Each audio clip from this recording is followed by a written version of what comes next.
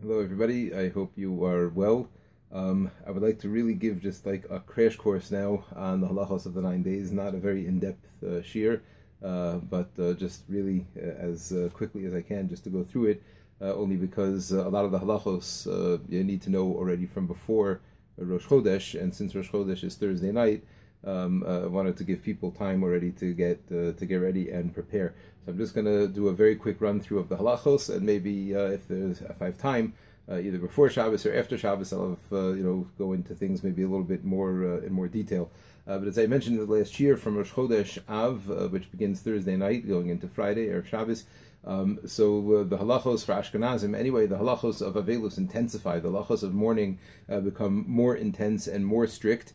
And there are many more things that we are not allowed to do during this time. And it's important to note that these halachos are literally fashioned after the halachos of avelus, of mourning, of a person who, Rahman al is in a state of avelus, mourning for a loved one.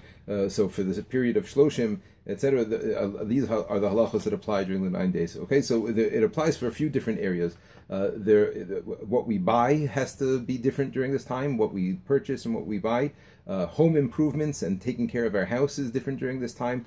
Our clothing, treatment of our clothing, both in terms of what we wear and washing our clothing, is different during this time, as well as eating meat and drinking wine. Those are the things that are different, as well as bathing, showering and bathing, and swimming. Okay, those are the main categories. I'm just going to try to go through one by one. So the Shulchan Aruch tells us right at the beginning of these halachos, it says that business should slow down and purchasing should slow down during this time from Rosh Chodesh, which means that basically a person should not be purchasing anything that is not necessary during this time, and even something functional. If it's something that brings a person simcha, they really should not buy it unless they ask a shaila. The poskim talk about a grill or a new car.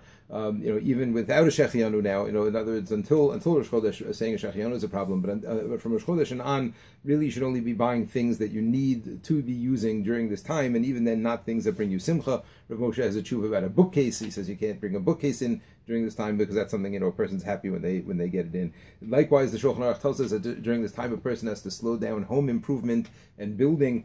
So any sort of building, if a person is doing construction, they should really ask a shaila. Some type of building is okay, sometimes it's not. But any type of home improvement also should not be done. Painting your house, wallpapering, shampooing the carpet is asr. Gardening and landscaping, so basic maintenance can be done, but you can't do like a major landscaping or anything along those lines. Basically, if you have anything going on in your home during this time, out of the ordinary, or an improvement or a change, you should really ask a shaila. Likewise, if you are planning on moving during this time and taking an apartment, somebody was asking me about this recently, you should really ask a shaila on a case-by-case basis, because it's really preferable not to do things until after Tisha B'Av from this point. We mentioned last time also just engagements were permissible even during this time, even on Tisha B'Av itself, a person is allowed to get engaged. The Gemara says, however, from Rosh Chodesh and Av onwards, so there's no more engagement parties that can be had, even without music or anything, which was mutter until now. But from then on, it's not permissible. Okay, now let's talk about clothing. There's a number of halachos that apply to clothing during the 9 days. One is that a person is not allowed to wear big day Shabbos, not Shabbos clothing. We're not allowed to wear our fancy, nice, proper clothing during this time. So a person who has a job interview, or a person going on a shidduch date, and these types of questions, if they have a question on a case-by-case basis, they should ask a Rav. But otherwise, a person should not be wearing big day Shabbos during this time at all. On Shabbos itself, there's different minhagim, but the basic minhag, it seems to be, is to follow the way that the Vilna Gaon brings down, which is to wear Shabbos clothing on Shabbos itself. However, some people don't, but during the week, a person is not allowed to wear Shabbos clothing. In addition, you're not allowed to purchase new clothing during this time, even if it's not going to be worn until after Tisha B'Av, even if it's not going to be shechianu. A person is not allowed to buy clothing during this time, even undergarments, nothing. A person is really not allowed to buy anything. The poskim talk of a person, or if a person doesn't have shoes for Tisha B'Av, so the halach is they really should try to borrow from somebody else. If they can't, then they're allowed to purchase shoes, shoes without leather, which we'll talk about in Mitzvah Shem this year before Tisha B'Av. Okay, likewise, doing laundry is prohibited during this time. That's why it's important to know about this in advance of Thursday night, because all laundry has to be finished before Shkia, before sunset on Thursday evening. If the clothing is wet, you're allowed to put it into the dryer, or if you live here in Israel, to hang it out, or you live in Chutz La'aretz, somewhere where you hang out laundry, as well, you're allowed to hang it out, into the evening, but you may not do any laundry, even if the clothing is going to be worn after Tisha B'Av, even if the laundry is done by a non-Jew, even done by a dry cleaner, even if people ask this question often, if they have somebody who helps in the house and they don't tell her to do anything, they don't say anything, she just goes around and does, and she gathers up all the laundry and puts it in the machine. You have to stop her from doing that during this time. If tell her she can't do it, no laundry may be done during this time. Again, this is a halacha of avelus.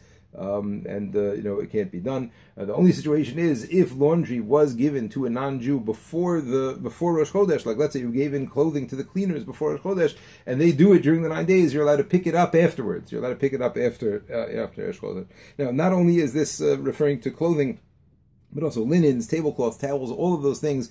Nothing may be laundered during this time.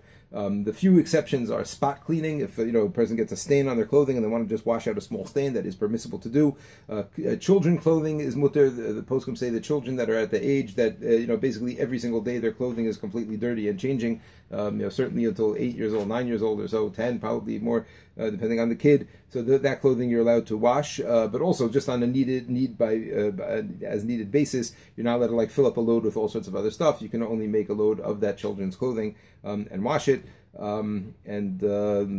Likewise, l'tzarech mitzvah, if a woman needs to wash white begadim for Shiva Nekiyim, that's also permissible during this time. But other than this, no laundry may be done. And again, people ask, well, what if my washing machine can only take a certain amount, and the kid's clothing is not enough? You're not allowed to fill it up with other things. You have to wash it in the sink. If something comes up and something's going to get ruined if it doesn't get washed, it's permissible. As a kid has an accident during the night and the sheets and the blankets have to get washed, that's permissible. But otherwise, you're not allowed to wash anything during this time. Now, not only is washing prohibited, but even wearing freshly washed clothing is prohibited. Wearing new clothing or freshly cleaned clothing is prohibited during this time. Again, a person is showing avelus. We're showing that we're not really put together and not looking sharp and with our clothing all pressed. So the halach is we're not allowed to wear anything that was freshly laundered. Again, this is not just clothing. This applies to linens and towels and kitchen towels and all those types of things as well. Tablecloths. Except on Shabbos, the Shabbos tablecloths are permissible, just like it's permissible to wear clean clothing. Also, in Big Day Shabbos, we mentioned fresh, clean clothing is also permissible on Shabbos. But otherwise, you may not use anything freshly laundered during this time. So what we do is, and again, this is why it's important to know this in advance, starting from Thursday morning, is a person supposed to be, changing their clothing throughout the day. The poskim say you wear it for a few minutes and change it. You use a towel one time and then you put it on the side. That's what we do. We, basically take out a towel, and keep them rotating in the kitchen. So basically, almost all of our kitchen towels have been used once or twice, during this time period, leading into the 9 days, leading into Rosh Chodesh, and then you're allowed to use it during the 9 days because it's already been used. Clothing that has not been used, or towels or anything like that was not used from before. Poskim say you could put it on the floor and kick it around a little bit, step on it, do something that it's going to take away its freshly cleaned look. If you have guests coming to your house, or if you are a guest in someone else's house, it is permissible to use clean sheets and clean towels and things like that. No, you're not expected to use used sheets and towels and pillow cases and such. If you're a guest in somebody else's house. That's basically the story. Only clothing that this does not apply to is undergarments. Clothing whose point is to absorb perspiration, to absorb sweat. Undershirts, underpants, this type of thing. So that doesn't apply. Again, you're not allowed to launder that. You're not allowed to purchase it. You're not allowed to launder it during this time. But you're allowed to wear freshly cleaned undergarments during this time. So that does not need to be worn over and over. But any shirts, skirts, pants, anything else like that, clothing that you have, you should wear it now before Rosh Chodesh.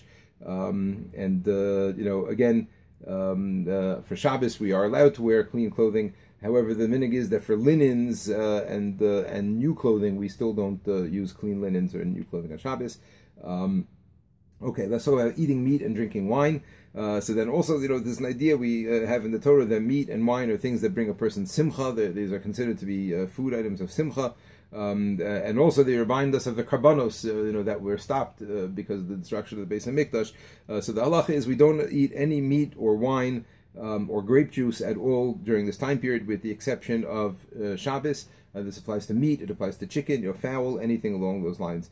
Even a grape drink that you make shahakol on, but if it's made from actual grapes or grape juice, you may not drink it during this time. Wine vinegar, however, is permissible to use, meaning even though it came from grapes and grape juice, and at one point it was wine and it would have been prohibited, but now that it's made into vinegar, you're allowed to use it. Beer and whiskey are permissible.